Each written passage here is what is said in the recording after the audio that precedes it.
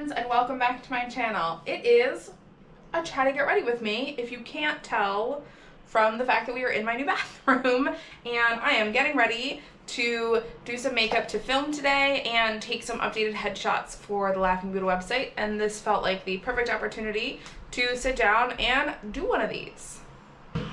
Now, I mentioned in my last chatty get ready with me, which wasn't really a chatty get ready with me, it was just a chatty sit with me in the studio and just chat, that I need to figure out how I'm setting up for these, and I still very much do, as I'm currently sitting on a toolbox that I use to keep all of my suspension supplies in as my seat for this, because I no longer have a vanity, and it's just growing pains, you know? We're gonna get there, we're gonna figure it out, but it's gonna take a little bit. So these chatty get ready with me's might be a little funky for the next couple of sessions while I figure out exactly how I want to go about filming these in the new space.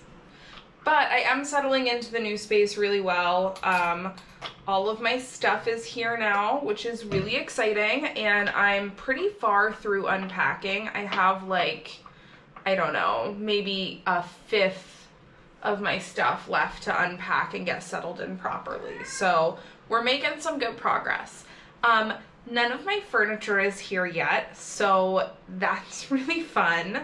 Now I knew that was potentially gonna be the reality of this timeline with my move, and I was like, oh my god, no big deal. Like, I can live with just a bed and like a TV, and then my studio being fully set up to film and do stuff for y'all. Like, I'll be fine without a couch for like 2 months and a kitchen table for like 2 months. And here we are, we're a month in, not as fine as I thought I would be.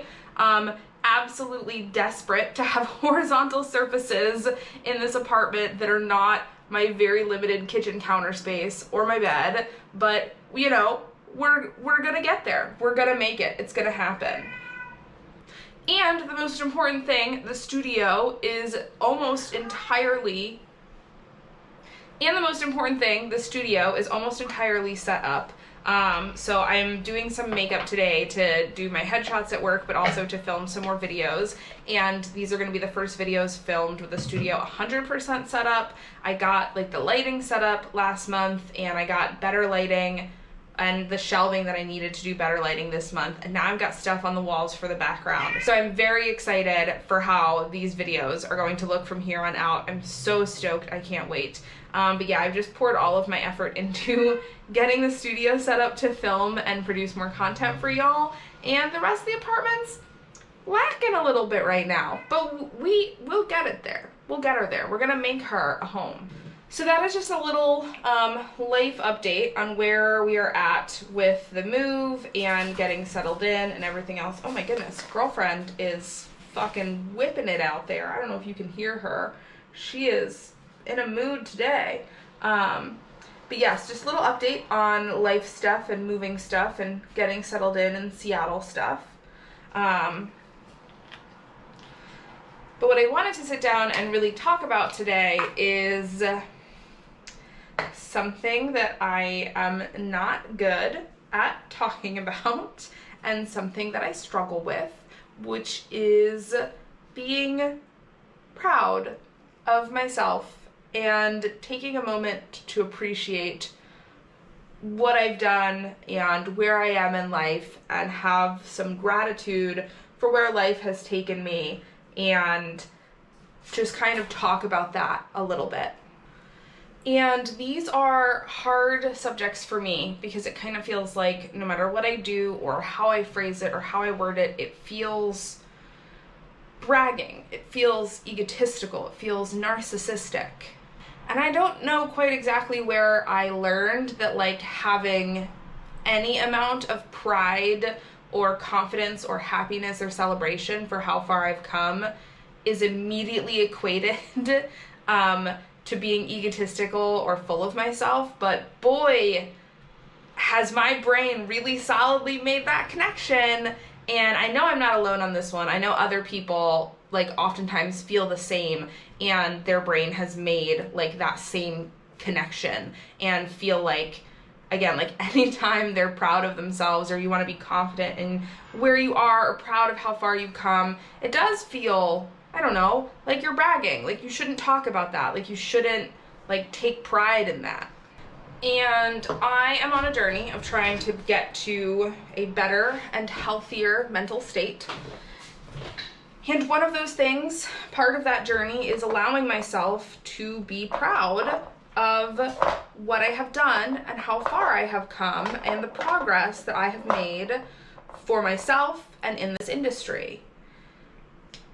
Because it is stunningly easy for me to focus on exactly where I am right now and where I want to be and what I feel like needs improvement and what I feel like needs work and where I feel like I can be a better piercer and a better person. And I so rarely take the time to look at where I came from and where I started and just take a moment to appreciate how far I've actually come and how much I have achieved, and I don't know, give myself permission to rest for a moment, give myself permission to not constantly be looking forward at what more I can do, what more I can achieve, what next level I want to hit, and just sit for a moment and be really proud of exactly where I am. And honestly, I owe it to my past self to sit down and reflect and be proud about that, because I think of the person I was when I was in high school, when I was getting a bunch of piercings and starting to really fall in love with the piercing industry, and there was this part of me that was like, wow, it would be so cool to be a body piercer one day. Like, I know it's probably not going to happen to me, but like, could you imagine? Like, that would be so cool. This girl who just didn't even really fully have a dream of it yet, just knew that the most amazing experience, the thing that she looked forward to the most, what I was the most excited and happy about was getting a new body piercing, going to the studio, seeing my piercer, talking to the tattoo artist, who just knew that she'd found a safe space and a space where she belonged and a space where she felt beautiful and strong and worthy for the first time in probably most of my adolescent life.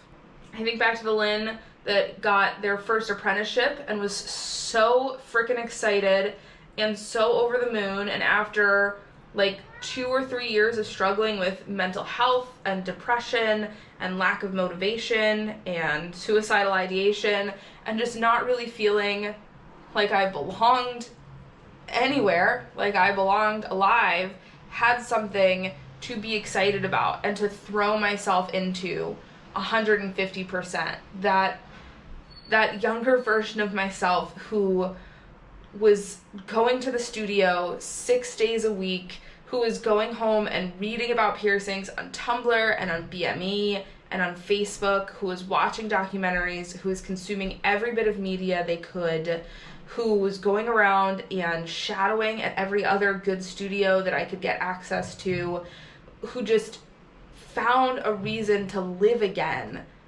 because of body piercing. And I also think back to finding out that that first apprenticeship was not a good one. And unfortunately realizing that I was not good at this thing that I loved, that I had not been trained correctly, that I was making a lot of mistakes, and that I was hurting people. And that very almost broke me. That was one of the hardest days of my life, and I still remember it so vividly. I talk about it on here all the time. I went into Philly to see Luis Garcia and get some work done and ask him some questions, and I'd already seen him a few times for piercings, and this time I came in and I was like, hey, like, I don't know if you know, like, I pierce at the studio, like, outside of Philly. I, like, really want to be doing better. I'm trying to get, like, us to start carrying better quality jewelry, and I'm trying to get us to, like, use better sterilization practices, and, like, do you have any advice for me? And Luis hit me with a, oh no, I know exactly who you are and where you pierce at. I fix your shit all the time. You have not been trained correctly. You were given a shitty apprenticeship. You use bad jewelry. Your studio does not have proper sterilization practices. Like, everything that you're doing is wrong. And if you really care about piercing and you really care about your clients, you will quit piercing until you can get a proper apprenticeship and learn how to do this the right way with good quality jewelry and proper training, because right now what you are doing sucks. And I sobbed the whole train ride home, like to the point that strangers were asking me if I was okay, because I didn't have a car at the time because I'd spent all my money on my shitty apprenticeship at that first studio, and I don't know that I have ever cried so hard in my life. Like, I was heartbroken in a way that, like, personal relationships and friendships and romantic relationships cannot even compare to the heartbreak of realizing that I was bad at this thing that I loved so much, of realizing that I had hurt clients, that I had done bad work and unsafe work, that I was the exact piercer that I had had bad experiences with when I was a teenager. At that point, I wasn't even angry or upset that I'd been given a bad apprenticeship yet. I was just heartbroken that I wasn't the piercer I wanted to be. And I didn't know what to do.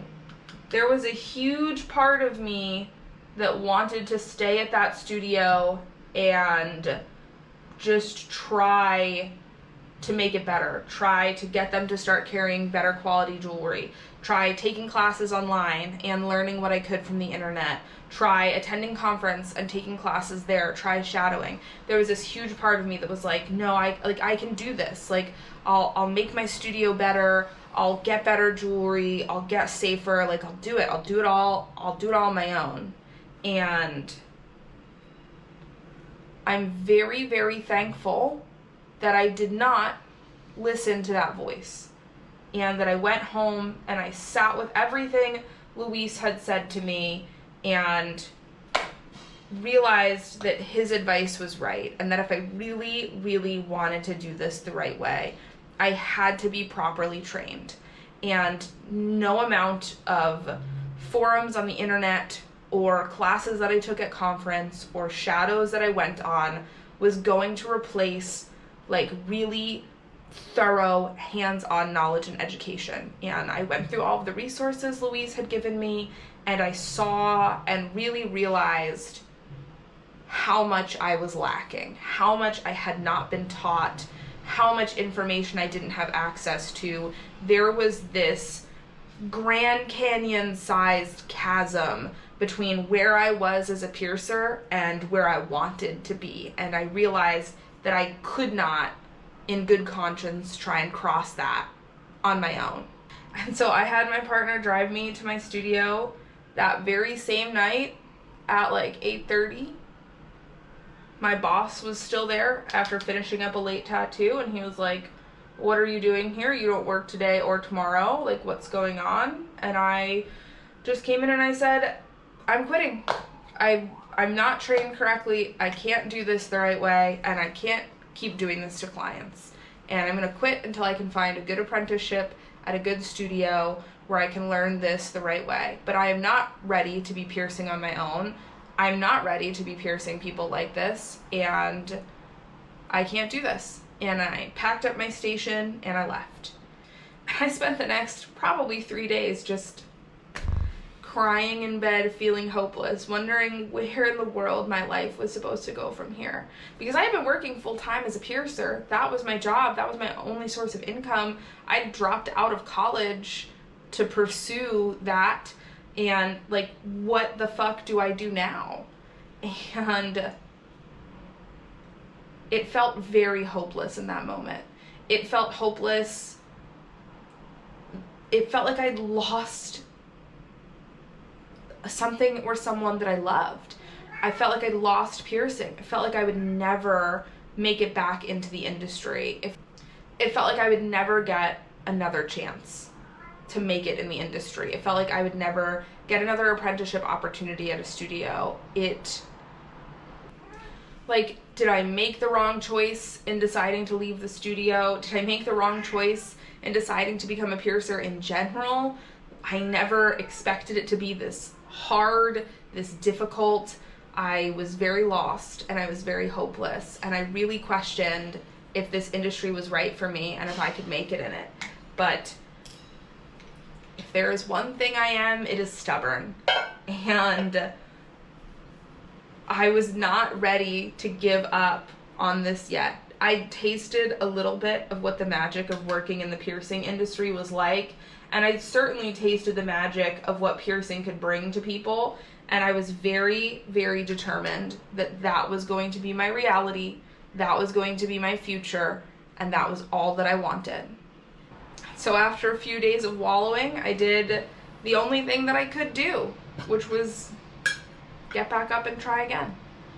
And I've told this story before in my apprenticeship series, talking about what my apprenticeships were like, but I started working night shift at Walmart because they would let me have my colorful hair and keep all my piercings in, and night shift paid a lot more. And I saved up all my money, and I went and got pierced by all the good piercers in Philly and the surrounding areas. I went and met all the guest piercers whenever they came through on a guest spot.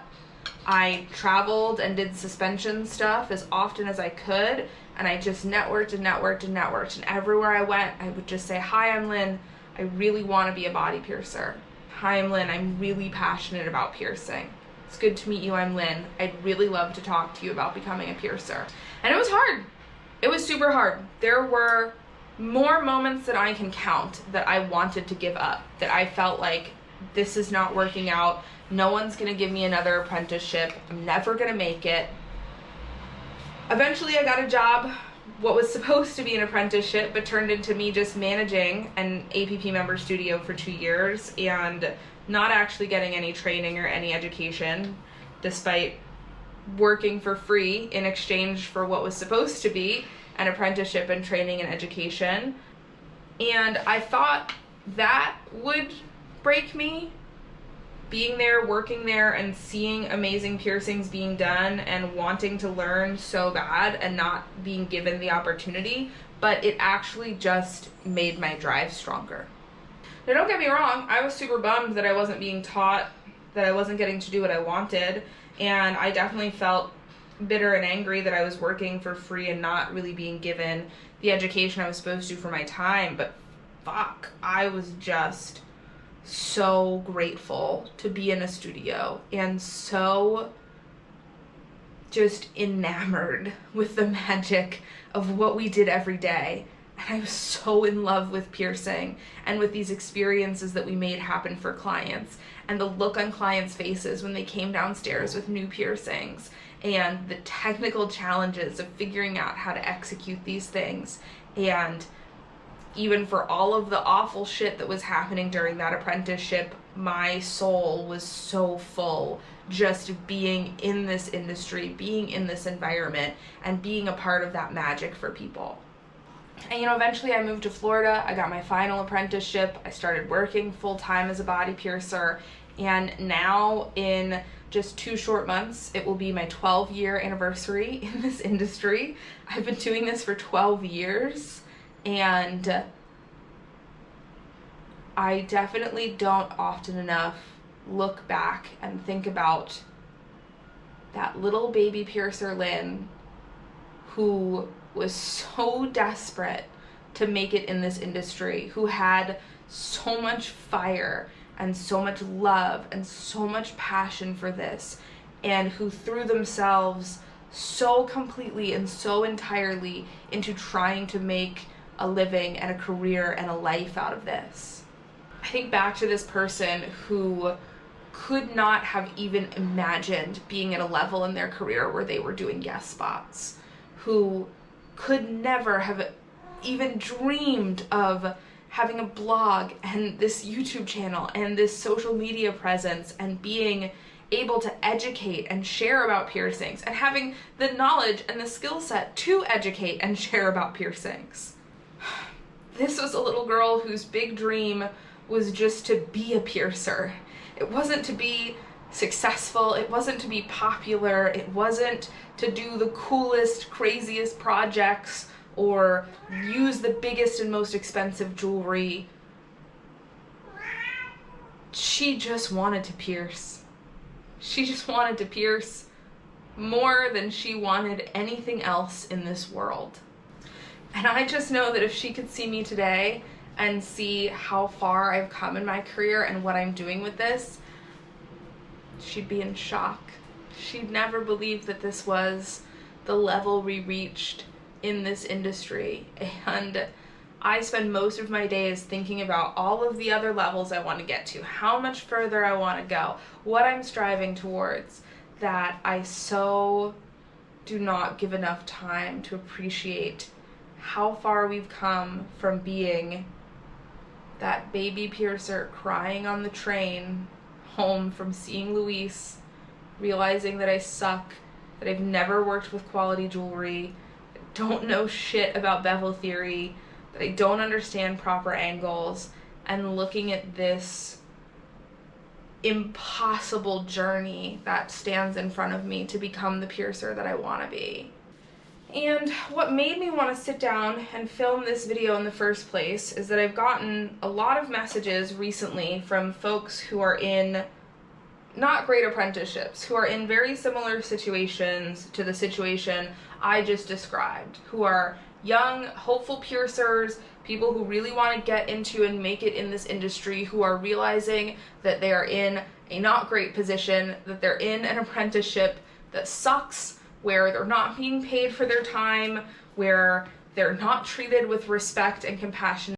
They're facing the same decisions that I faced back then, and it's not any easier of a decision to make now than it was 10 years ago.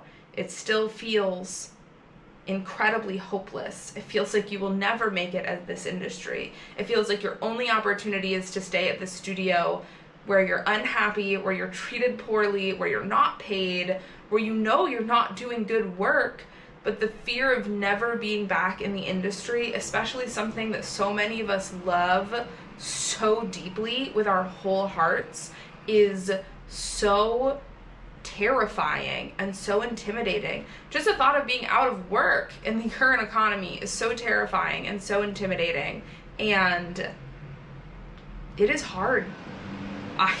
I know all too well how hard it is, and it's those messages that inspired me to make this video and sit down and film this, because I, like I said earlier, do not take enough time to be proud of myself for how far I've come.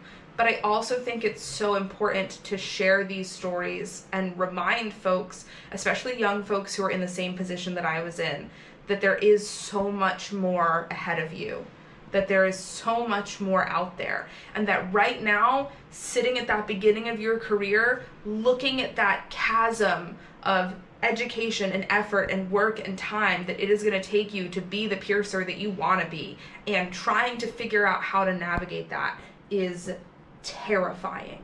It's the fucking scariest shit that I think I've ever done in my career, in my whole life.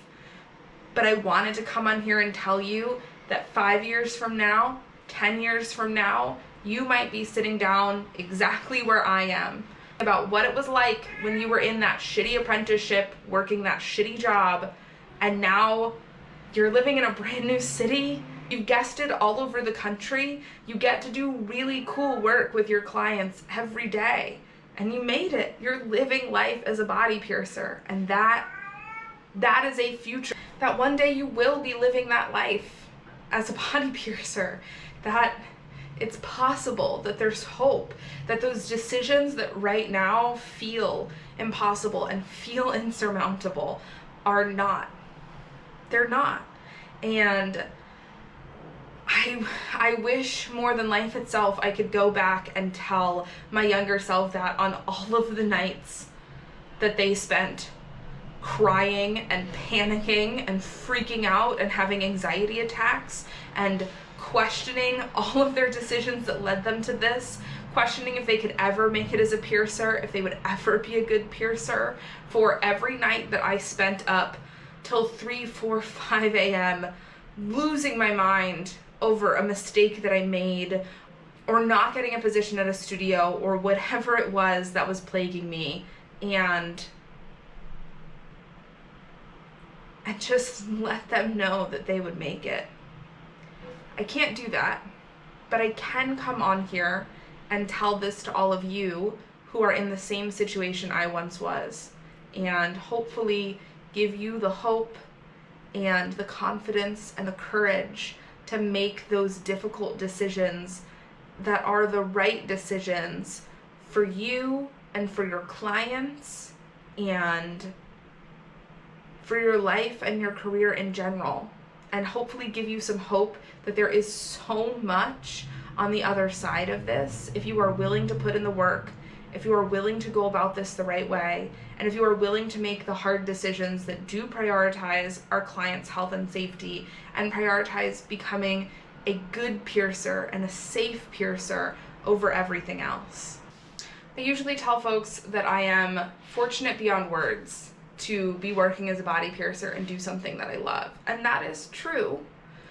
But I also worked so fucking hard to get here and to be here. And there were so many times when I wanted to give up or quit, and I am so proud of myself for not doing that.